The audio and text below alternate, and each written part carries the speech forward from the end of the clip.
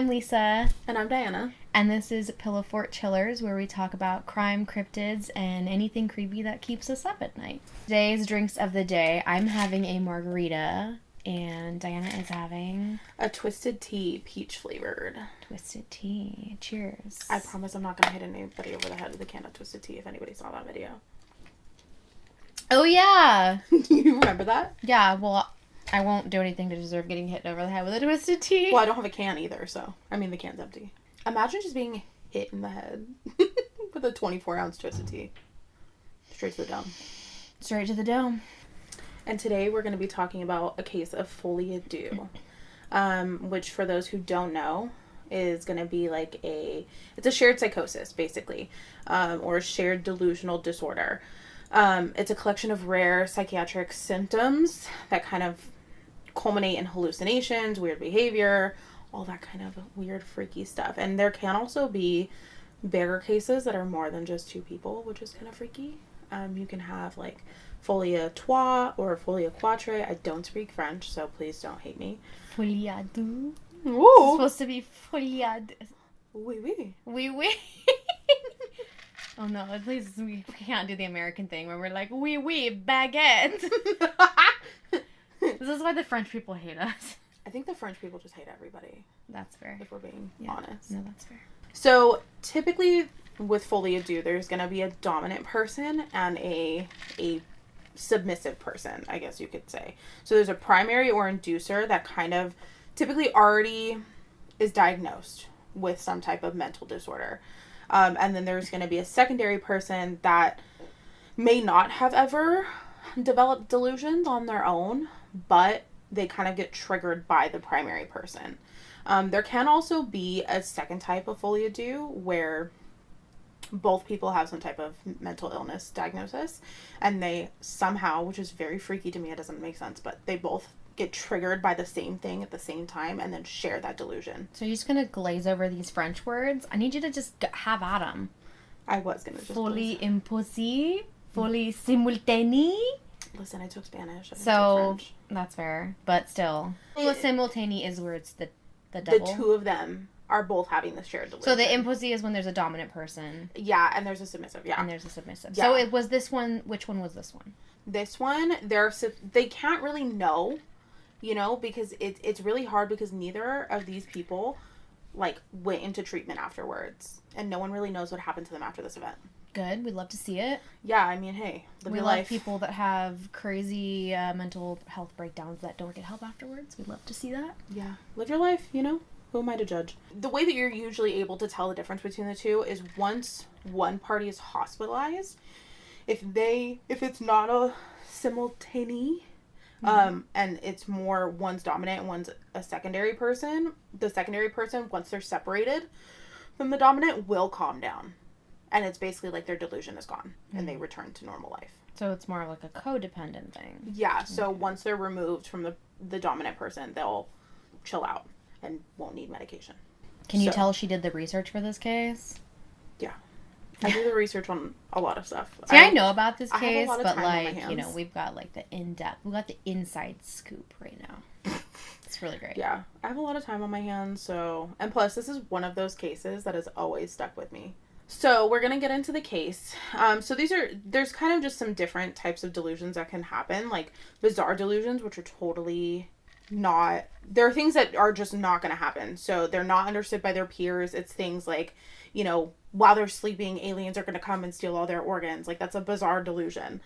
And then there's non-bizarre delusions that are common among people who have disorders, personality disorders, like they're being followed by the FBI in unmarked cars, and so the stuff you hear about in movies where it's kind of like, oh my god, the FBI tapped my phones and they're listening to me. Yeah, so that's a non-bizarre delusion because a lot of people with personality disorders will have a delusion like that. Mm-hmm. And then there's mood congruent disorders, which correspond with people's moods at any given time. This one is definitely a bizarre delusion case. This is about the Erikson twins, Ursula and Sabina Erikson, who were born in Sweden on November 3rd of 1967.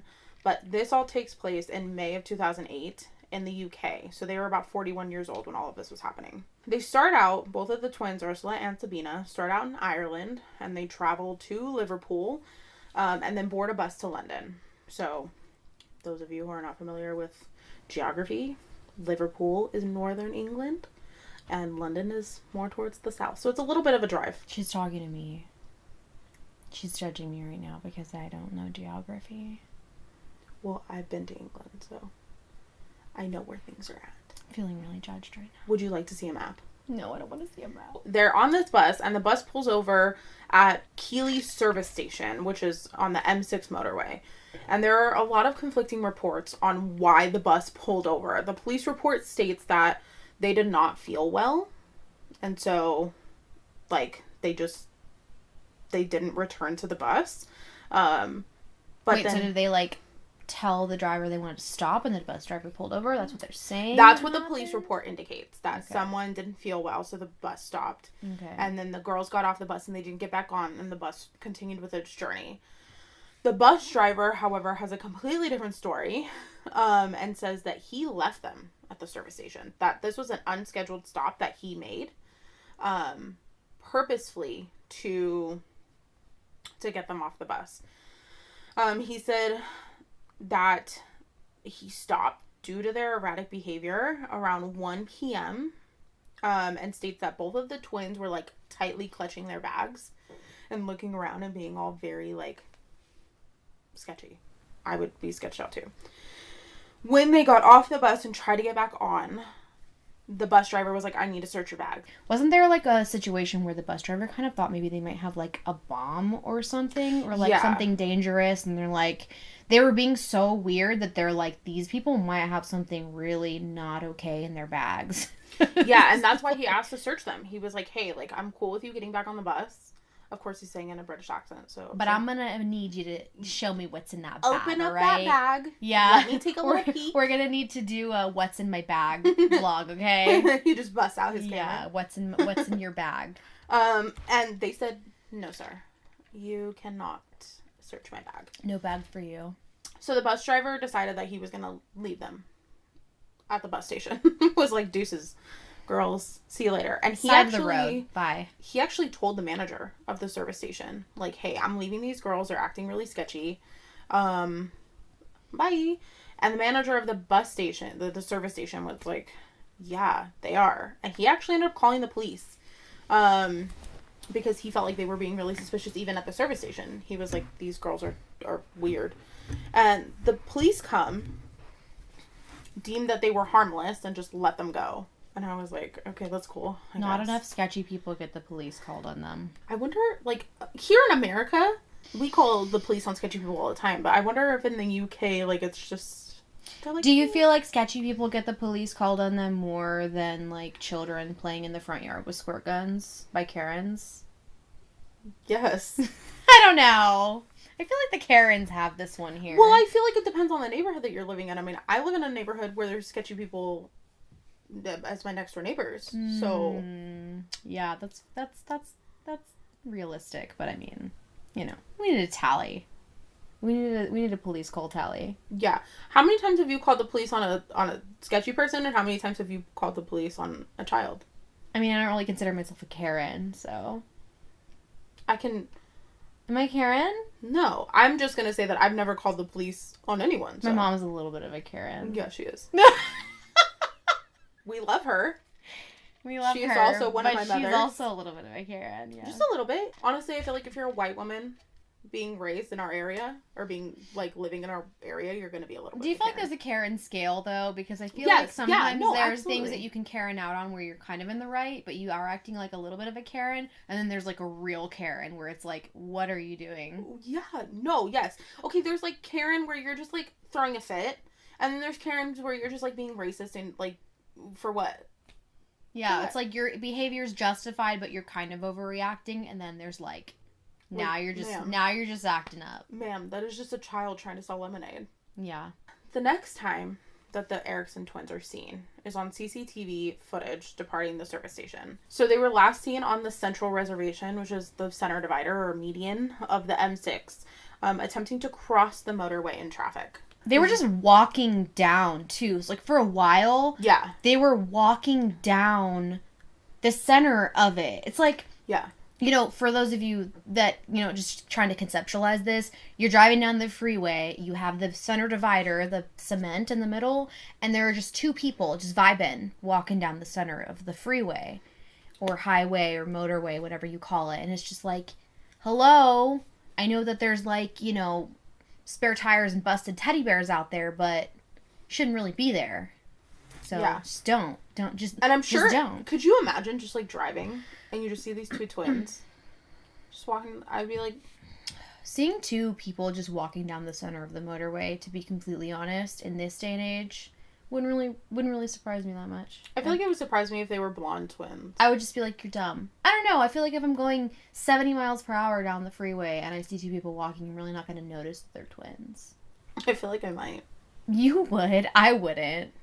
I don't notice anything. I'm getting home. I notice everything. Yeah. No. I also just like word vomit every sign that My I see. situational awareness is not good. I wouldn't notice. I'd just be like, you guys are dumb. You would have been one of the cars That hit them? that hit them.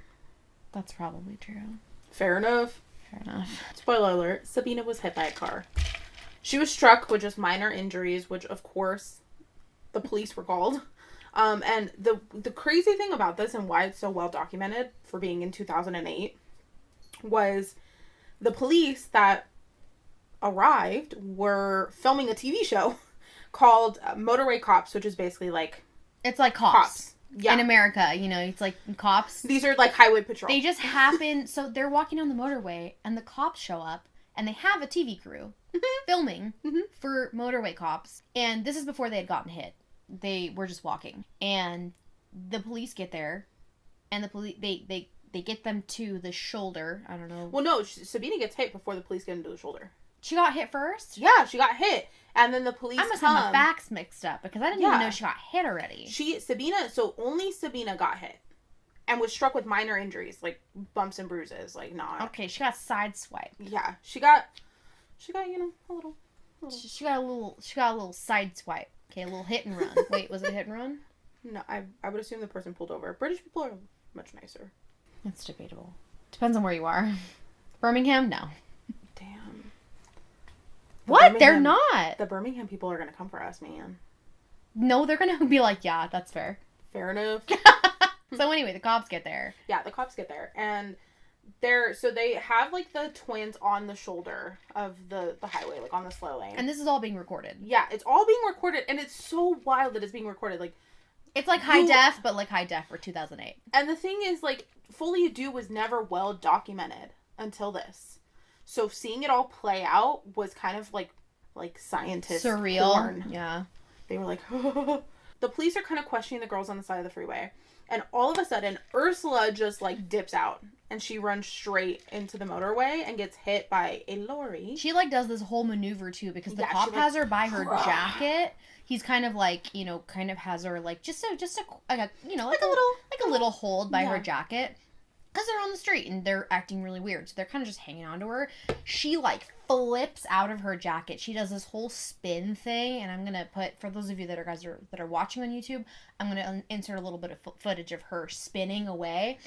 She gets out of her jacket and just runs into traffic. Like, this isn't her trying to, like, be on the run. Like, she's not trying to run from police. She's trying to get hit by a car. Yeah, and I feel like just a crazy... If you're trying to run from the police, just a crazy thought. I feel like you would not run in front of cars. Into oncoming traffic? You'd probably run, like, away. This is not an episode of Law & Order SVU. You can't just, like, run in front of the cars.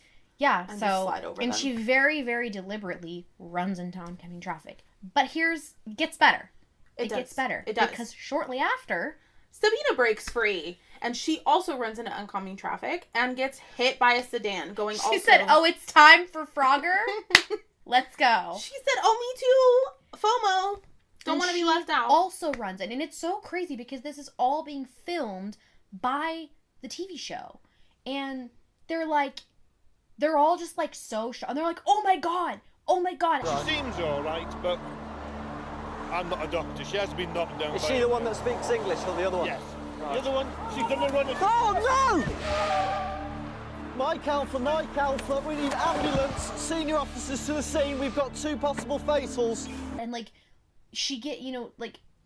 they're just getting hit one by one. And, like, I think, doesn't Sabina go over the car? Yeah, Sabina She goes over, over. and Ursula definitely But goes Ursula under. got hit by, like, a semi-truck. So you think, like, I mean, not to be crass, but you really think you're going to see splat, you know? But they're fine. No, she's not. They're coherent. They're injured, but yeah. they're alive and they're like awake, and it's crazy. Ursula gets hit by the semi-truck. Is going at about 56 miles an hour. So, pretty fucking fast. 90 kilometers per hour for our British folk. For those of you that, for the rest of the world, because Americans, we just gotta be different. Yeah. So, she actually has pretty bad crush injuries to her legs. She's fine. And Sabina is unconscious for about 15 minutes after getting hit. Paramedics come and they're trying to treat both of the twins.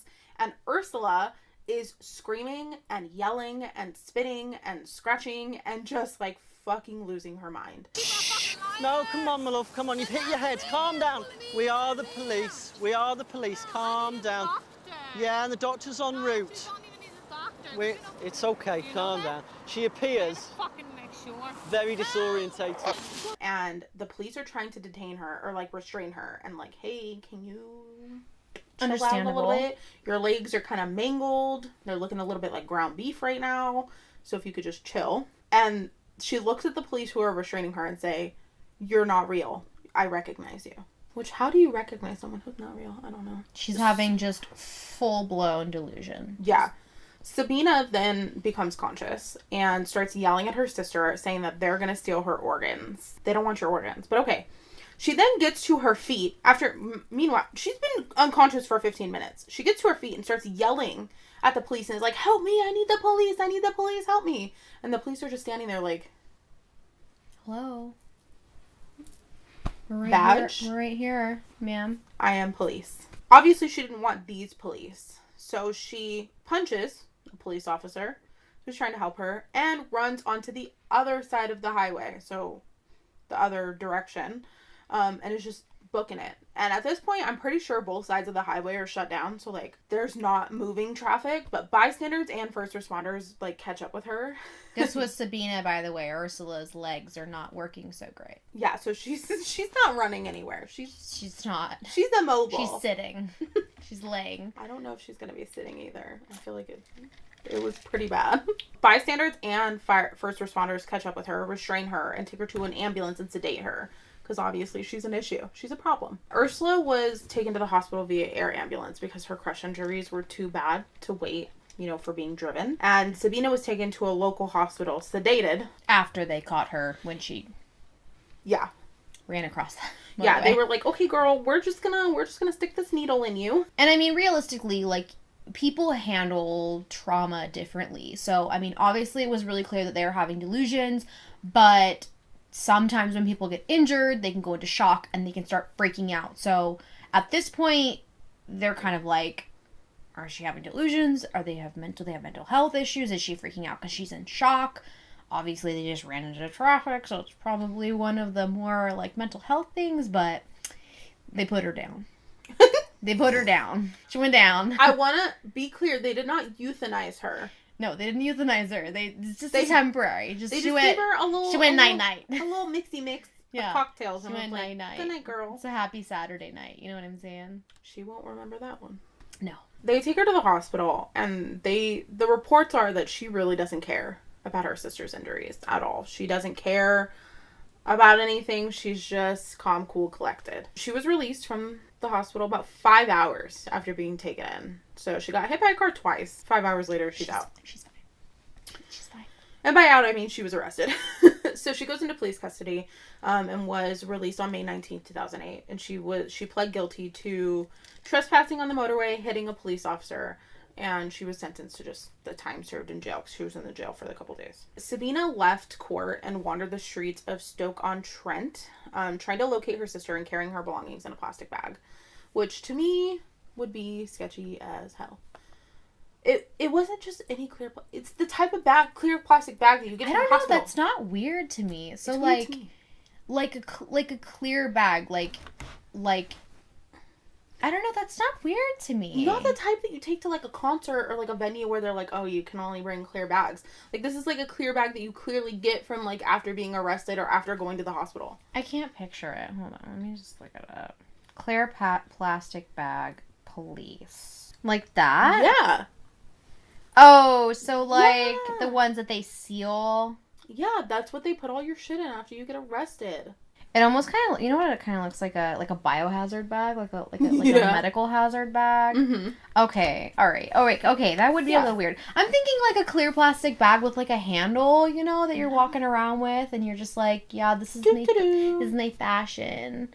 Okay, all right, yeah, that is kind of weird. Yeah, it's a little sketchy. Two local men, who are walking their dog around 7 p.m. spot her and strike up a conversation with her on Christchurch Street. Don't you dare disrespect my boy Jesus. I thought God was Christ. I mean, like Jesus is God's son, but like it's this, just read this. Is there last story? Are their last names Christ? Like it's Jesus and God Christ? It's complicated. Okay, sorry. On this episode, Lisa explains religion to Diana. They strike up a conversation. One of the men is a 50-year-old guy named Glenn Hollinshead, which is the most British last name I've ever heard. Glenn Hollinshead. You alright, miss? I'm good, thanks. So he was a self-employed welder and a Royal Air Force veteran. And he was with his friend Peter Malloy. So they strike up a conversation, and Sabina's petting the dog, and she appears very friendly. His dog. Not her dog, his dog. I said the dog. Yeah, but it's his dog. Yeah. It's Glenn Hollinshead's dog. I'm just making it clear that Glenn had a dog. Yeah, a dog. I don't know the dog's name. I should know the dog's name, right? I would like to know the dog's name. Let's find the dog's name. Glenn Hollinshead's dog's name. We don't know the dog's name. Does anyone know the dog's name? Glenn, what's your dog's name? Glenn. We need Glenn. Glenn babe, can't answer you. Babe, honey, we need to know your dog's name. It's really important information for us. Okay? This is. The pillow fort needs to know. The pillow fort needs to know. Okay. Yeah. Malloy, after the fact, like when he's getting interviewed, says that he feels like she's behaving nervously, and he isn't vibing. The vibes are not good. She didn't pass the vibe check. No, the vibe check was the dog didn't like her. Fail. Didn't pass the vibe check. So she asked the guys, "Hey, do you know where our bed and breakfast is?" And Hollinshead takes pity on her, and is like, "No, mate. Why don't you just stay with me? I'll help you find your sister." So he's like, "My house is on Duke Street. Why don't you just come stay with me? I'll help you find your sister in the morning." Oh my god, I forgot Glenn died, and I was asking him what his dog's name is. It's okay. I'm going to hell. I'm sorry, God. No, you're going to heaven, I'm and you'll meet Glenn. I'm sorry, Glenn. And you'll meet Glenn, and he'll be like, "Oh yeah, by the way, my dog's name was..." Oh my god. Whatever. No hate to Glenn. A little suspicious inviting a woman that you just met to your home. Listen. Glenn. Sometimes you can be too nice, okay? Someone's acting weird and they need a place to stay. Don't. You really want to be nice? I don't know. Just order them like an Airbnb or something, a motel. Or just give them the directions. If you're a people pleaser, hey, listen, reach into your heart right now. If you feel like if somebody would seem lost, like a lost soul, and they were acting strange, and you feel like you would be the person to be like, you can stay with me, just don't. And in a second, you'll find out why. Yeah. So after he offers for her to come home, Sabina appears to relax. Explains that, she's just trying to find her sister. I'm sure she left out the part of how she lost her sister. She's not like, oh, by the way, we were just jogging on the M6 and got hit by cars. So that's how I lost my sister, and I'm trying to find her now. I'm pretty sure that she left that out. I'm sure. Yeah. She just glazed over it. Yeah, she was just like, me and my sister got separated. I just can't find her. Yeah, I don't know where she's at. At the house, they have drinks. The odd behavior continues. She said to have kept getting up and like looking out the windows and would ask for a cigarette or would offer them cigarettes and they would like go to light it and she would like snatch it out of their mouths, which is weird. I feel like that would have been enough for me to be like, you know what? Actually, there's a B&B down the road. Where'd she get the cigarettes? Would you like me to ask her? Wait, so she'd ask them for cigarettes, but then Hello, Sabina. But then she'd offer them cigarettes. I'm sure like they gave her cigarettes and then she was like, oh, here, do you want one? Wouldn't that seem sus to you? I wouldn't take that. I wouldn't be like, I just gave you that. I don't want that back. You know, that's... Why am I being looked at like I'm acting out of pocket? If someone gave you, like, if you gave someone a pack of cigarettes and they were like, oh, do you want one?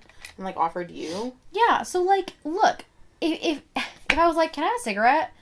And then you're like, yeah, sure. And you gave me one. And then I was like, here you go. Do you need a cigarette? You don't think you'd look at me like... I'm sure he didn't just you give don't her one. think Okay, you would listen. look at me and Did be you like... ever smoke cigarettes with your friends? Yeah, I started smoking when I was at your house because I stole them from your parents. Sorry, Mom and Dad. Sorry. Listen. Mom, cover your ears. When I used to smoke, like, if someone asked me for a cigarette, if they were, like, my friend, obviously a stranger, I'm not going to give them the whole pack.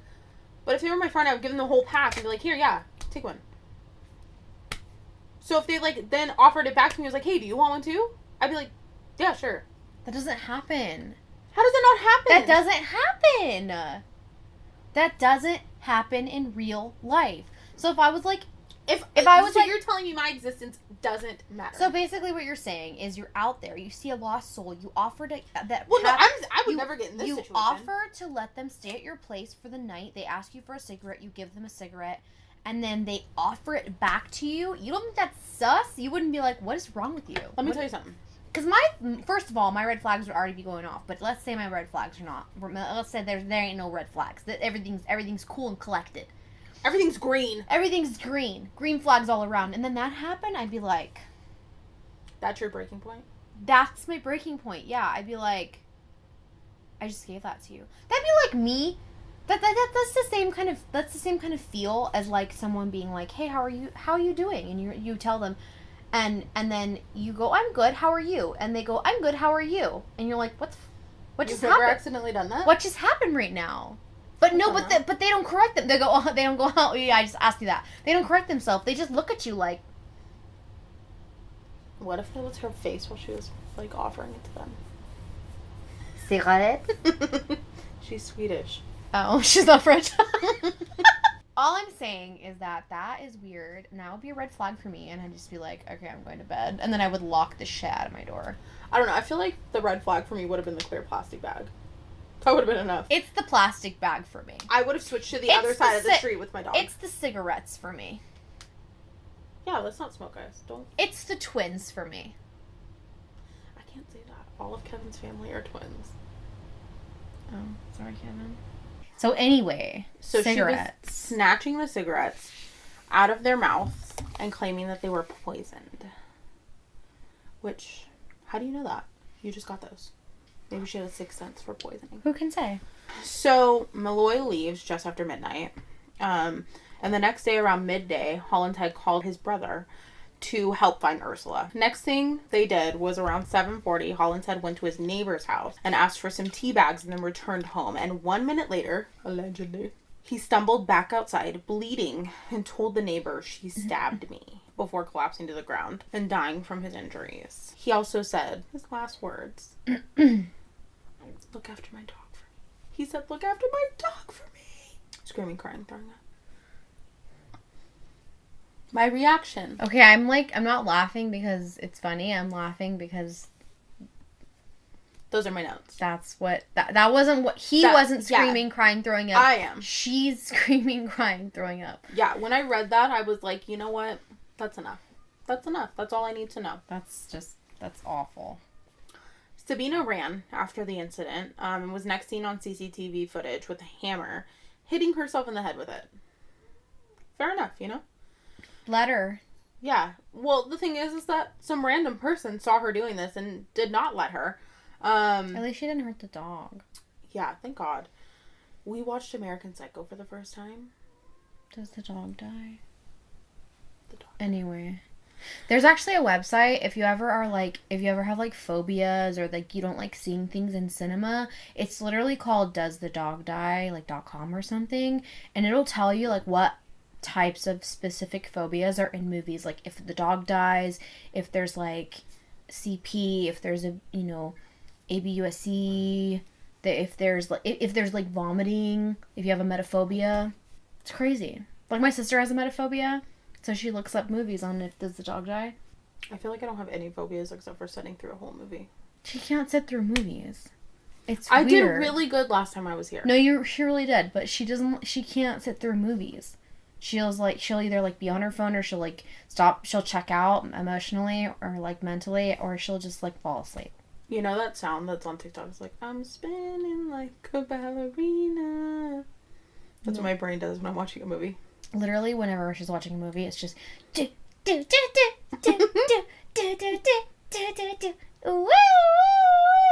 her brain. That's my brain. Anyway. Not my brain on drugs, my brain on movies.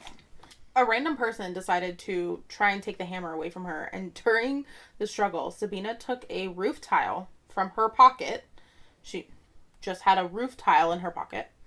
Just a tile. Yeah, just a tile. What's from a a roof tile? Like a shingle? Is it called a roof tile in the UK? I feel like a lot of people call them roof tiles. I've never heard the word roof tile. It's like the porcelain ones that they use on like Spanish architecture. Oh. They're like. I mean, that's I would still say a they're more shingle. terracotta. I think it's still called a shingle. Let's consult the Googles. I feel like it's still called a shingle. Yeah, no. Roof tiles. I don't know why I don't like that. I think these are shingles. These are roof tiles. They're different. These are like clay. Or terracotta or something. These are like... I'm getting another margarita. They're flexible. So some random guy saw her with the hammer and tried to like tackle her and take her away from her. During the struggle, Sabina takes out a roof tile, which is a normal thing. Not a normal thing to have in your pocket, but a normal thing. And hits him over the head with it, stunning him. And then she takes off again. Stunning him. Yeah, he was like... Super effective. Stunned. Yeah. I feel like I'd be a little stunned if I got smacked over the head with a roof tile too. So, the paramedics arrived on the scene and chased Sabina, which I didn't know that paramedics chase people, but that's fine. And she jumped... I guess maybe if they think that somebody is like... in a break. Like having a mental breakdown or like... Which she clearly was. Because paramedics are not law enforcement, but maybe if they felt like... Because if the paramedics get called on somebody who's like who's a danger to themselves or others, then yeah, I would imagine that they might chase someone down and tackle them. Or like, secure them. Restrain them. Yeah. Well, we'll let you know if Kevin ever has to 5150 me. Is he a paramedic? No. But if I, like, go off the rails and he has to... Are you planning on going off the rails? No, but we talk about it. Like, if my mental health were to get so bad that I needed to be, like, committed. Okay. I'm glad you have a plan. Yeah. It's always best to have a plan. That's good. You know? Yeah. Just in case. You never know. Just in case. You never know. So she jumps off a 40-foot tall overpass and breaks both of her legs. And fractures her skull and was taken to the hospital for treatment. Of course, at this point, she is busted, caught. So she was arrested after recovering from her injuries. And when she was discharged from the hospital, she was officially charged with his murder. With Glenn Hollinshead's murder. On September 11th, 2008. So, keep in mind, this all began in May. It is now September, and she's being officially charged. Ursula, just a side note on Ursula, she was discharged from the hospital around the same time in September. She was in the hospital until September with her crush injuries. Meat legs. Yep. Ground beef. Meat legs. In the UK, that would be minced meat. Anyways, and she was deported to Sweden. And then from Sweden went to the US. They think at this point that Sabina was the primary or the inducer and Ursula was a secondary. They do not think that they were both having a psychotic break. The trial was originally scheduled for February of 2009 and then it was moved to September of 2009.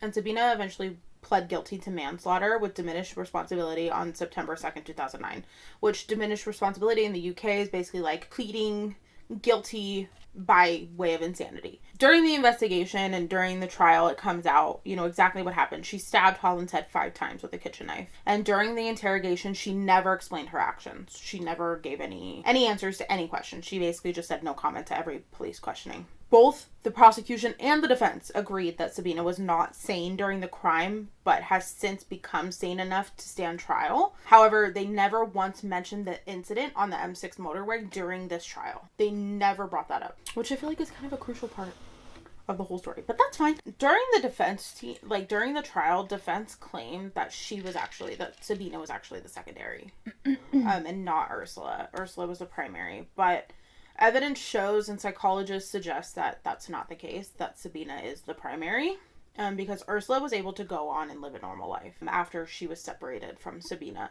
Which would make sense. Yeah. And so Sabina was sentenced to 5 years in prison, where she turned to Christianity to help her through her incarceration.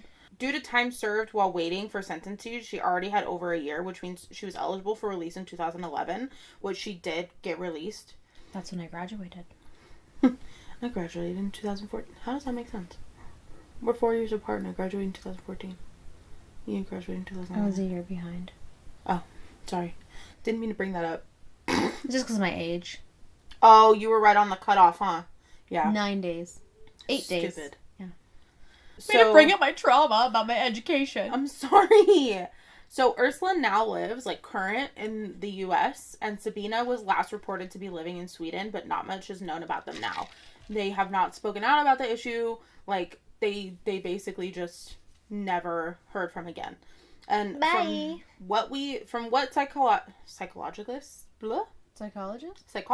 say, and what is speculated, of course, they can't get a true diagnosis or a true feel of who's primary and who's secondary, but based off of everything that happened and where the girls are at now, it is suspected that Ursula was the secondary and Sabina was the primary, because she continued to have delusions after they were separated.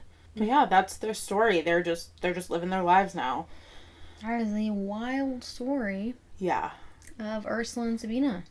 It definitely keeps me up at night. I think about this a lot. It's weird to think about twins not only having this shared delusion, because there are a lot of studies that think that twins can feel pain when the other one feels pain. The other one, let's say the other one gets mortally injured or has a very severe injury, that the twin can feel the pain, or weird shared scars or weird ghost pain.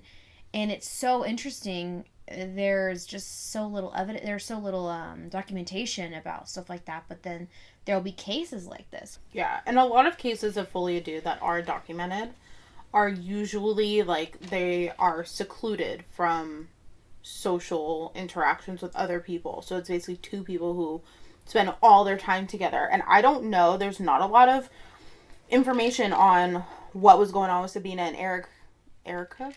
What? Erica? Where'd Sabina, you come from, Erica?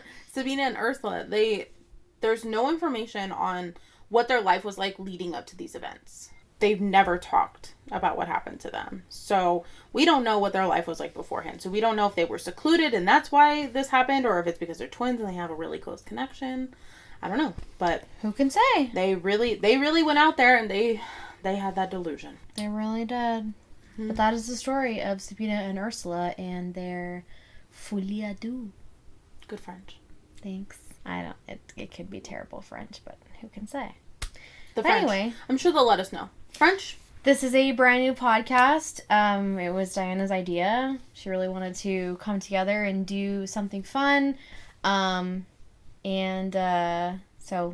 we decided, we were going to sit down and do something. And, a lot of podcasts, they do true crime. And we're going to do a little bit more than true crime. We're going to do murders, disappearances, cryptids, sightings, mysteries, cults, white collar crime. Pretty much any kind of creepy or unsettling things that just kind of keep you up at night. So if you really enjoyed this, please make sure that you like, subscribe, thumbs up, save, anything that just really helps us out depending on where you're watching this, YouTube or Spotify. Because if you really enjoy it and it's something that we are enjoying, so far I'm having a good time, then we will continue to bring you some really fun things. And if you're watching this on YouTube, please make sure that you leave a comment with any other things that you might want to see us talk about. And I mean, feel free to dig deep if there's something that like nobody covers a lot, or like I've just learned about this and I don't see it anywhere, because we definitely want to learn about new things as well. I'm super into true crime. I find it very fascinating. I find psychology very fascinating, and Diana's into all kinds of stuff too. So I mean, we watch a lot of different stuff. So again, if you have some suggestions, then that will definitely help us move forward with this little fun hobby of ours. And yeah, we'll try to bring you some episodes maybe once or twice a week. Yeah. And we'll see you on the next one. And we'll see you in the next one. Bye. Bye. Bye.